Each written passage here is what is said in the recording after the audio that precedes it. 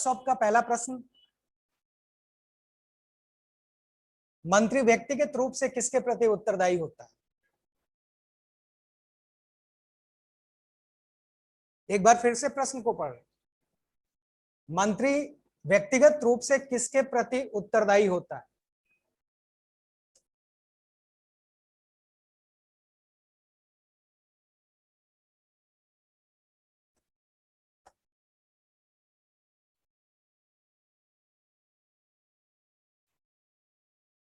मंत्री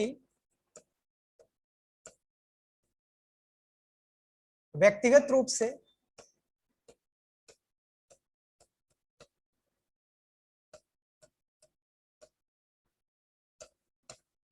राष्ट्रपति के प्रति उत्तरदायी होता है।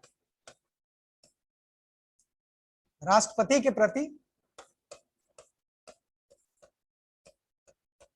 उत्तरदायी होता है, जबकि सामूहिक रूप से मंत्री परिषद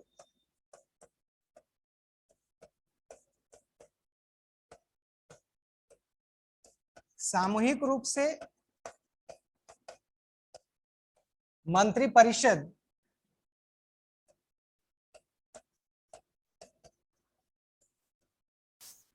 लोकसभा के प्रति उत्तरदायी होता है।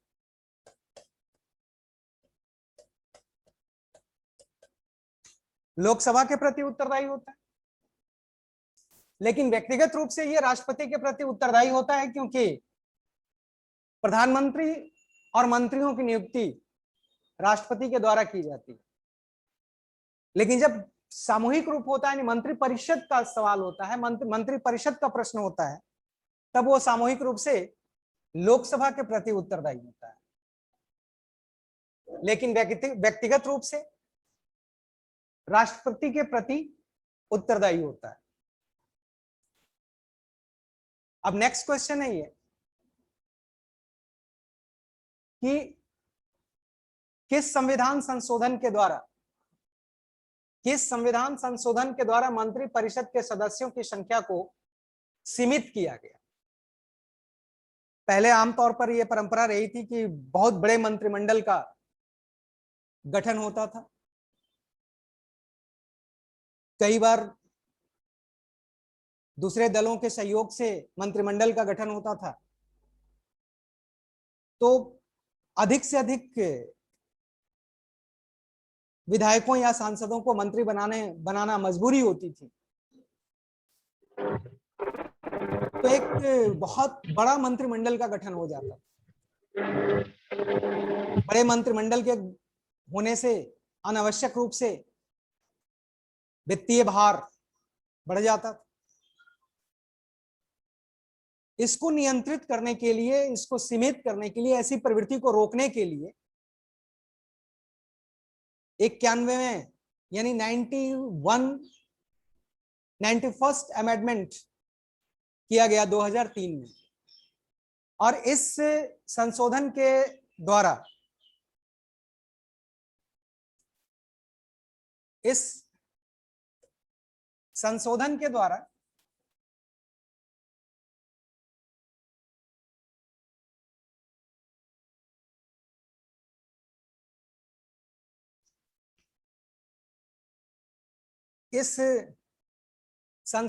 द्वारा यानी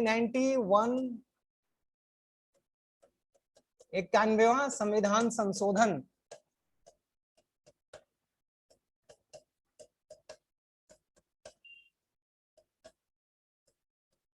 2003, इसके जरिए मंत्रियों की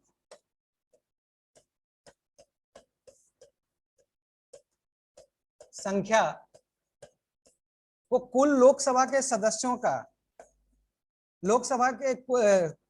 कुल सदस्यों का 15% होगा।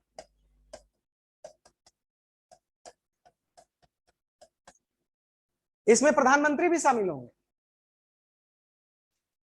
Including prime minister. कुल सदस्यों की संख्या कितनी होगी? 15%। जबकि संघ शासित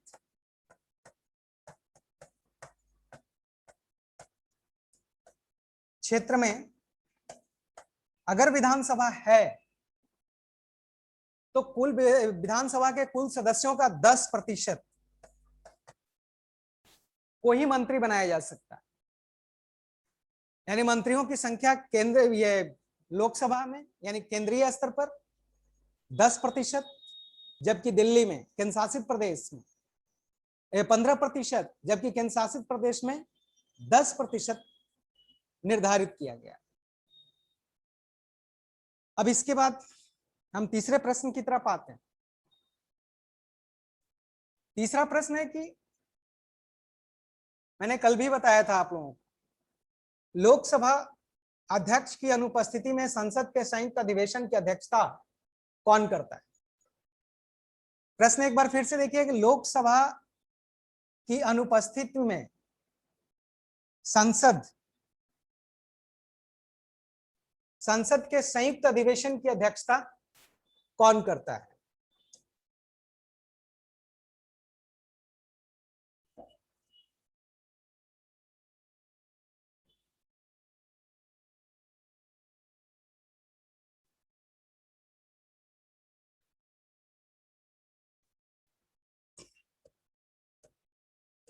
अनुच्छेद 108 में संयुक्त अधिवेशन बुलाने की प्रावधान है। संयुक्त अधिवेशन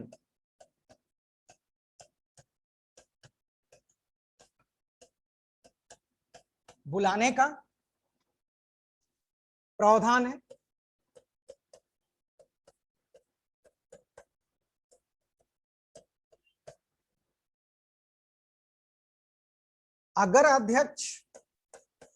अगर लोकसभा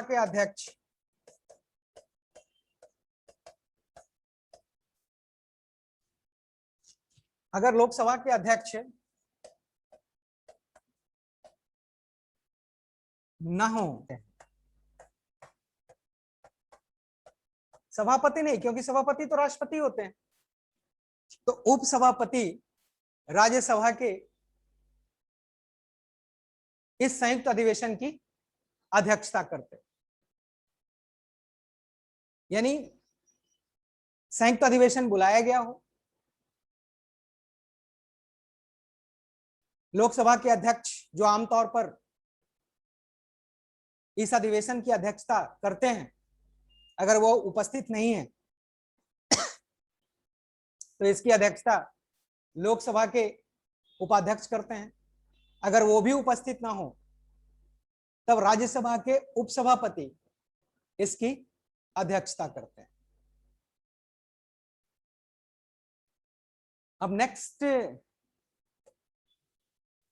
प्रश्न की तरफ हम मूव करेंगे।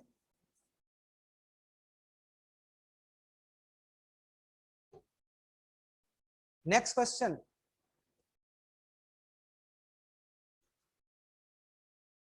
राष्ट्रपति, देखिए यहां पे प्रिंट गलत हुआ है कि राष्ट्रपति किस प्रकार के विधेयक के लिए वीटो का उपयोग नहीं करता है या नहीं कर सकते हैं, जबकि यहां प्रिंट हो गया है कि राष्ट्रपति किस प्रकार के विधेयक के लिए वीटो का प्रयोग करता है। प्रश्न यह है कि राष्ट्रपति किस प्रकार के विधेयक के लिए वीटो का उपयोग नहीं कर सकता है। ठीक है, नहीं, यानी यहां पर नहीं कर सकता है। किस प्रकार के, आमतौर पर राष्ट्रपति को जेबी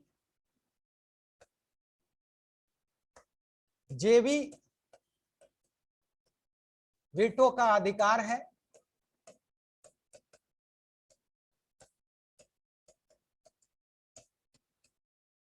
अगर साधारण विधेयक है,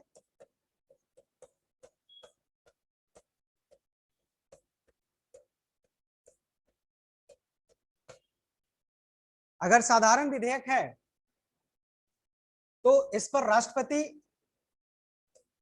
पुनः विचार के लिए लौटा सकते हैं।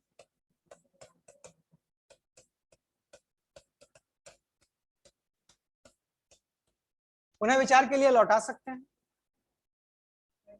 या उस पर कोई राय ही नहीं व्यक्त करेंगे, राय ही नहीं व्यक्त करेंगे, ना हाँ या ना करेंगे, या फिर अगर पुनर्विचार के लिए लौटा देते हैं और संसद द्वारा पुनः उसी रूप में अगर उनको वापस कर देता है तो उन्हें अनुमति देनी होगी। अगर उस पर वो कोई ना ही लौटाते हैं और ना ही हस्ताक्षर करते हैं तो ना ही इकरार है और ना ही इनकार है। वैसी स्थिति में यह विधेयक राष्ट्रपति के पास पड़ा रहता है।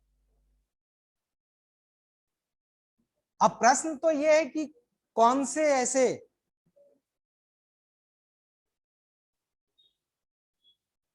विधेयक है जिसे राष्ट्रपति ना तो पुनः विचार के लिए लौटा सकते हैं, ना ही उसे होल्ड कर सकते हैं, उन्हें अनुमति देनी ही होगी, यानी उन्हें अनुमति देनी पड़ेगी। ये विधेयक है संविधान संशोधन विधेयक। संविधान संशोधन विधेयक, यानी अगर ये विधेयक है संसद द्वारा पारित किए जाने के बाद अगर ये राष्ट्रपति के पास जाता है तो उनको हर हाल में, किसी भी सूरत में, किसी भी परिस्थिति में उनको अनुमति देनी होगी। ना तो इस पर कोई किसी प्रकार का वीटो का प्रयोग कर सकते हैं, ना ही इसे पुनः विचार के लिए लौटा सकते हैं, उन्हें अनुमति देनी होगी। यहां तक कि धन विधेयक के मामले में भी होल्ड कर सकते हैं, धन विधेयक को भी अपने पास वो रख सकते हैं, लेकिन ये ऐसा विधेयक है जिस पर उन्हें अनुमति देनी पड़ती है।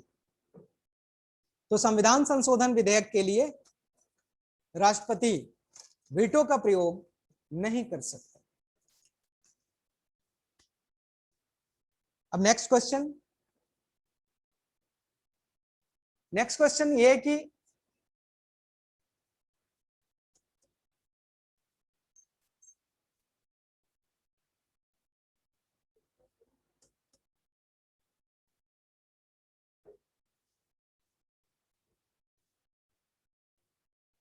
प्रोटेम स्पीकर की नियुक्ति कौन करता है? पांचवा प्रश्न, प्रोटेम स्पीकर की नियुक्ति कौन करता है?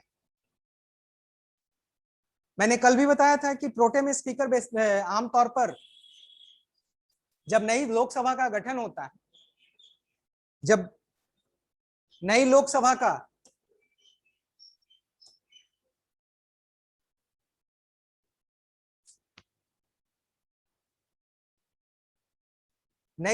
का गठन होता है तो एक अस्थाई अध्यक्ष नियुक्त किया जाता है।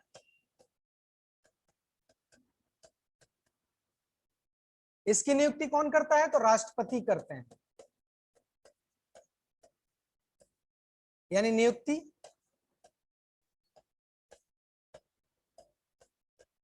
इसकी नियुक्ति राष्ट्रपति करते हैं।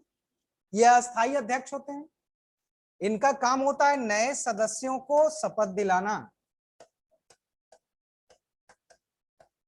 नए सदस्यों को शपथ दिलाना तथा नए अध्यक्ष चुने जाने तक, नए अध्यक्ष चुने जाने तक, नए अध्यक्ष चुने जाने तक लोकसभा का संचालन करना, ये इनका मुख्य कार्य होता है, लोकसभा का संचालन करना।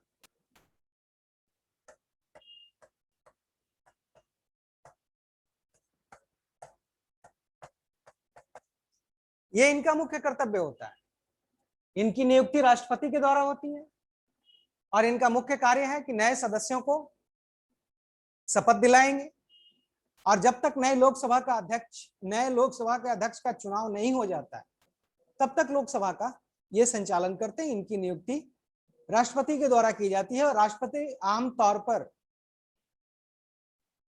नए सदस्यों में से ही, जो सदस्य लोकसभा के लिए निर्वाचित होकर आते हैं, उन्हीं में से वरिष्ठतम सदस्य को यह जिम्मेदारी दी जाती है, प्रोटेम स्पीकर की जिम्मेदारी दी जाती है। अब नेक्स्ट क्वेश्चन की तरफ बढ़ते हैं। नेक्स्ट क्वेश्चन,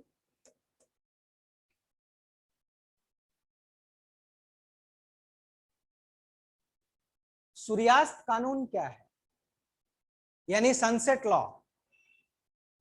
सूर्यास्त कानून क्या है?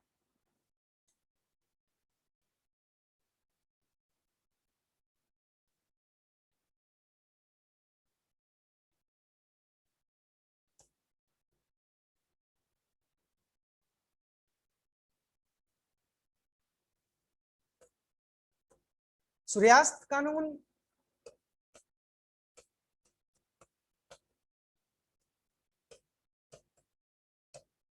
यानी सनसेट लॉ, इसका संबंध किससे है? इसका संबंध अस्थाई बंदोबस्त से है।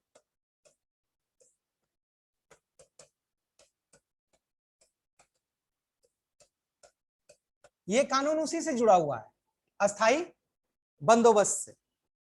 1794 में इसे लागू किया गया था, और 1793 में यह अस्थाई बंदोबस्त 1793 में अस्थाई बंदोबस्त लाया गया था, और 1794 में इसे लागू किया गया था, इस कानून को।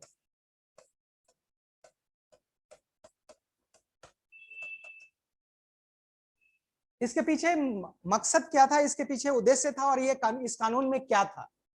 तो इस कानून में जमींदारों के लिए एक डेडलाइन होता था, यानी एक तारीख तय होती थी भू राजस्व देने के लिए, भू राजस्व जमा करने के लिए एक तारीख होती थी, और उस तारीख के दिन शाम 5 बजे से पहले, अर्थात सूर्यास्त के पहले, भू राजस्व सरकार के खजाने में जमा करना पड़ता था। अगर कोई जमींदार निर्धारित तारीख के सूर्यास्त से पहले, यानी सनसेट से पहले, अगर भू राजस्व वसूल करने में असफल होता था, यह भू राजस्व जमा करने में असफल होता था, तो उसकी जमींदारी वापस ले ली जाती थी, छीन ली जाती थी, और उसकी जमींदारी का नीलाम कर दिया जाता, उसकी जमींदारी को नीलाम कर दिया जाता था, यानी उसकी जमींदारी छीन ली जाती थी। इसी व्यवस्था को सनसेट लॉ यानी सूर्यास्त कानून बताया गया है, क्योंकि ये एक निश्चित तारीख के सूर्यास्त से पहले तक तो भू राजस्व सरकारी खजाने में जमा करने की अनुमति होती थी, लेकिन अगर उसके बाद अगर वो जमा करता है, या उस समय तक वो जमा करने में असफल रहता है, तो उसकी जमींदारी वापस ले ली जाती थी और उसे नीलाम कर दिया जाता था। इसी व्यवस्था को, इसी कानून को सनसेट लॉ कहा गया। तो इसका संबंध किससे है? अस्थाई बंदोबस्त से। अब नेक्स्ट क्वेश्चन की तरफ बढ़ते हैं। भारत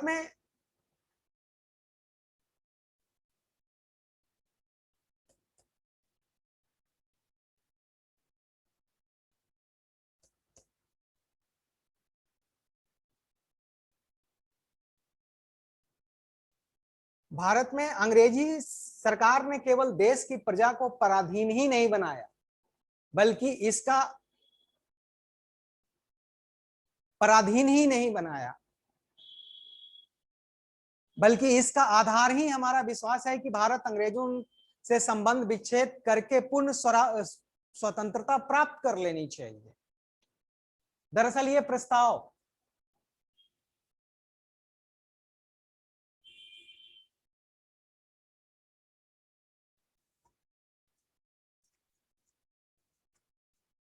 बल्कि इसका आधार ही भारत के शोषण पर है। यानी अंग्रेजों ने सिर्फ भारत को पराधीन ही नहीं बनाया, भारतीय प्रजा को पराधीन ही नहीं बनाया, बल्कि इनके शासन का आधार शोषण है। और हमारा विश्वास है कि भारत को स्वतंत्रता प्राप्त कर लेनी चाहिए। यह प्रस्ताव किस अधिवेशन का, यह प्रस्ताव कब पेश किया गया? दरअसल यह प्रस्ताव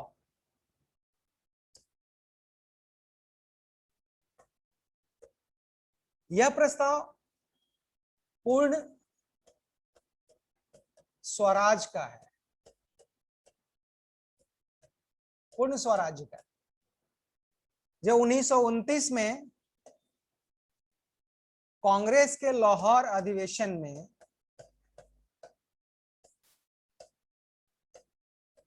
कांग्रेस के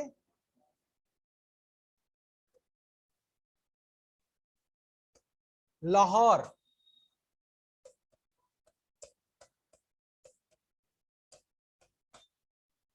अधिवेशन में पेश किया गया था, अधिवेशन में पेश किया गया था।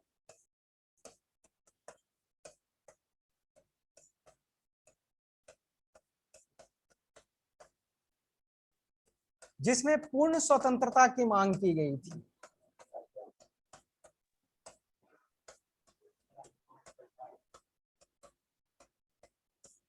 जिसमें पूर्ण स्वतंत्रता की मांग की गई थी।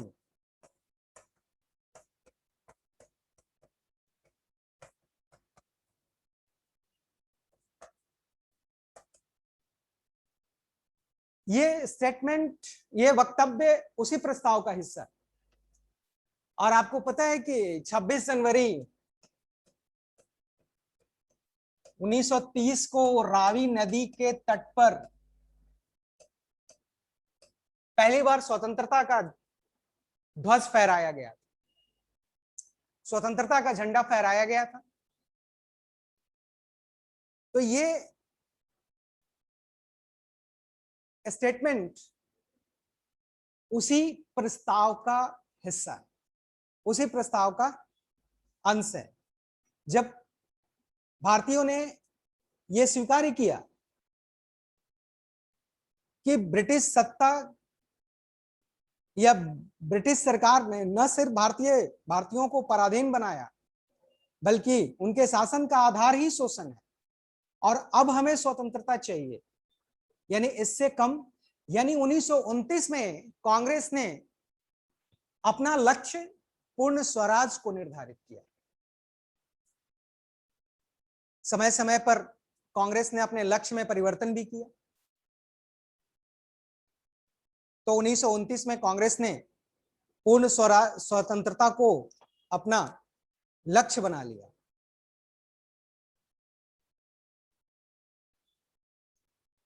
तो ये स्टेटमेंट उसी प्रस्ताव का हिस्सा।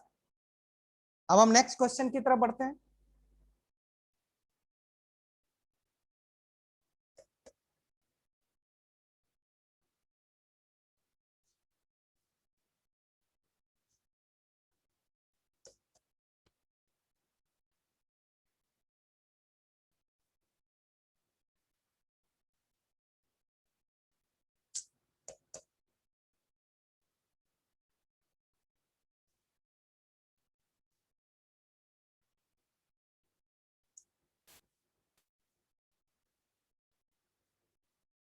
किस स्वतंत्रता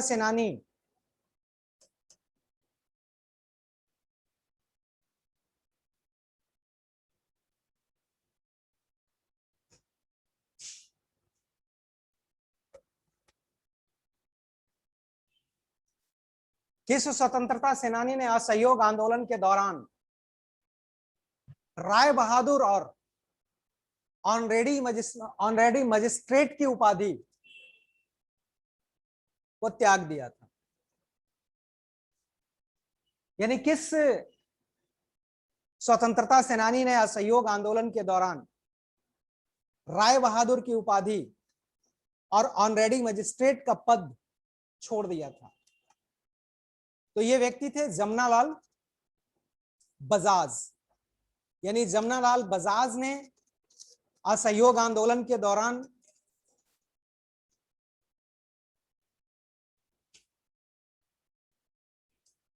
ये दोनों पद छोड़ दिया था।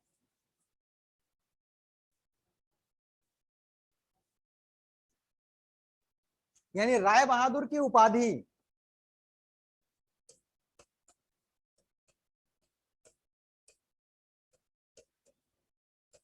राय बहादुर की उपाधि तथा मजिस्ट्रेट का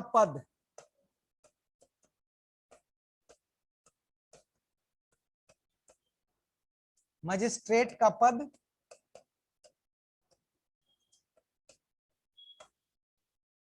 छोड़ दिया था।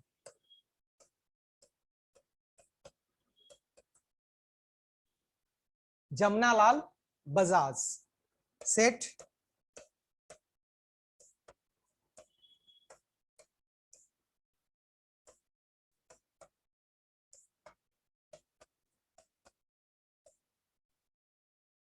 सेठ जमनालाल बजाज ने ये दोनों पद छोड़ दिया। अब हम नेक्स्ट क्वेश्चन की तरफ बढ़ते हैं।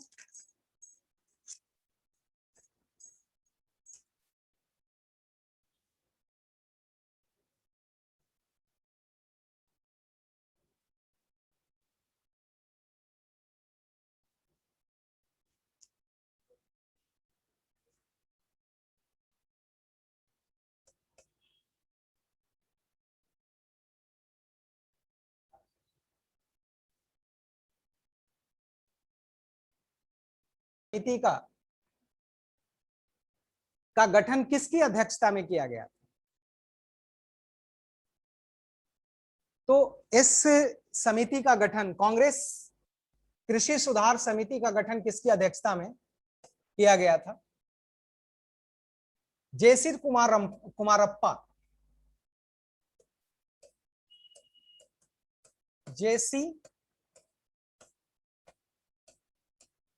कुमारप्पा की अध्यक्षता में कृषि सुधार समिति कांग्रेस कृषि सुधार समिति का गठन किया गया था।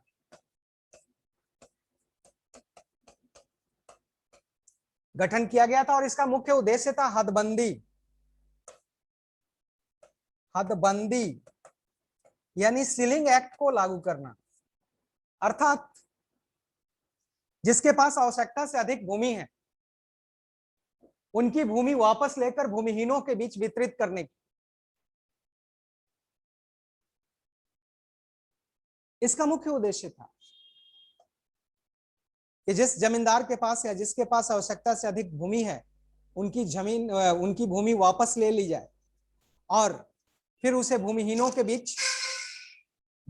बीच वितरित कर दिया जाए, जिससे असमानता में कमी आएगी, संसाधन पर इक्वल अधिकार हो। इसके लिए यह प्रयास किया गया था और इस समिति का गठन 1949 में किया गया था। अब हम नेक्स्ट क्वेश्चन की तरफ आते हैं। नेक्स्ट क्वेश्चन है, कानपुर षड्यंत्र केस क्या है? कानपुर षड्यंत्र केस क्या है? दरअसल 1929 में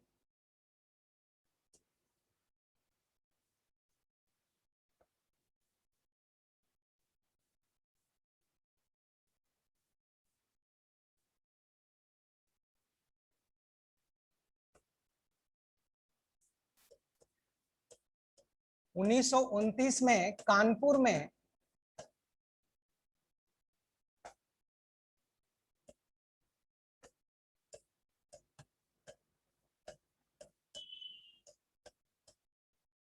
1929 में कानपुर में भारत के साम्यवादी नेताओं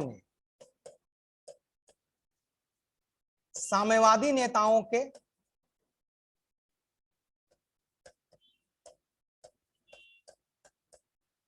खिलाफ एक मुकदमा चलाया गया था। खिलाफ एक मुकदमा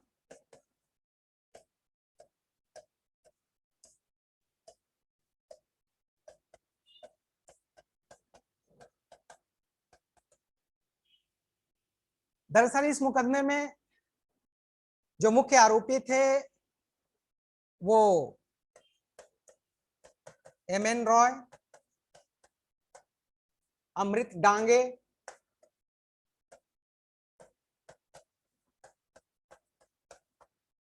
फजल अहमद, मुजफ्फर अहमद, सिंगारवेट चटियार जैसे साम्यवादी नेता थे, जिनके खिलाफ ब्रिटिश सरकार ने एक मुकदमा दायर किया था। उनके ऊपर आरोप था कि वो भारत सरकार के खिलाफ षड्यंत्रकारी गतिविधियों को संचालित कर रहे हैं।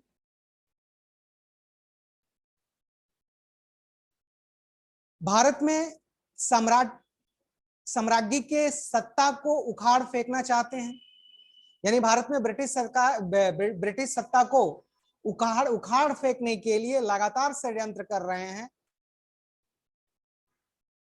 भारत सरकार के खिलाफ गतिविधियों में ये शामिल हैं। इस तरह के आरोप थे उनके ऊपर और उनको बंदी बनाकर, उनको गिरफ्तार करके यह मुकदमा कानपुर में चलाया गया था। इसलिए यह मुकदमा भारतीय इतिहास में कानपुर षड्यंत्र केस के नाम से जाना जाता है। यानी ये साम्यवादी नेताओं के खिलाफ ब्रिटिश सरकार द्वारा चलाया गया एक मुकदमा था और उनके ऊपर आरोप था कि वो भारत सरकार के खिलाफ षड्यंत्र में शामिल है तथा ब्रिटिश सत्ता को कमजोर करने के लिए, उखाड़ फेंकने के लिए ये निरंतर प्रयास कर रहे हैं। इसलिए उनके खिलाफ यह मुकदमा चलाया गया। अब नेक्स्ट क्वेश्चन की तरफ आते हैं।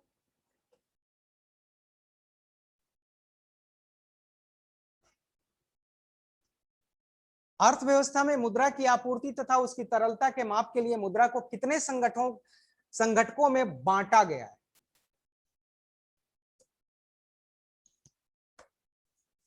यानी मुद्रा की आपूर्ति कितने रूपों में होती है?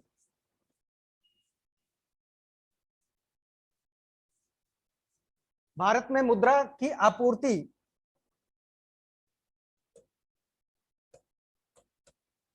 मुद्रा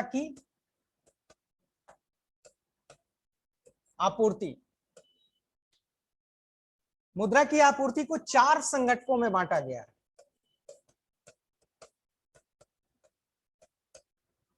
चार संघटकों में बांटा गया है। इसमें M1, M2, M3, M4 ये 4 संगठक हैं। इसमें जैसे जैसे हम M1, M2, M3, M4 की तरफ बढ़ते हैं, वैसे भी मुद्रा की तरलता जो है, मुद्रा की तरलता वो घटती जाती है, यानी माइनस में आती है। और जैसे जैसे हम M4 से M1 की तरफ बढ़ते हैं, वैसे वैसे इसकी तरलता बढ़ती जाती है।